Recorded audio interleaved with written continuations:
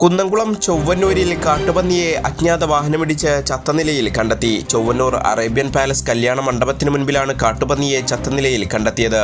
അർദ്ധരാത്രിയിലാകാം കാട്ടുപന്നിയെ വാഹനമിടിച്ചതെന്നാണ് പ്രാഥമിക നിഗമനം. വാഹനമിടിച്ചതിനെ തുടർന്ന് കാട്ടുപന്നിക്ക് ശരീരത്തിൽ ഗുരുതരമായി പരിക്കേറ്റിട്ടുണ്ട്. ഇന്ന് പുലർച്ചെയാണ് കാട്ടുപന്നിയെ വാഹനമിടിച്ച് ചത്ത നിലയിൽ നാട്ടുകാർ കണ്ടെത്തിയത്. തുടർന്ന് എരുമപ്പെട്ടി ഫോറസ്റ്റ് ഉദ്യോഗസ്ഥരെ വിവരമറിയിച്ചിട്ടുണ്ട്.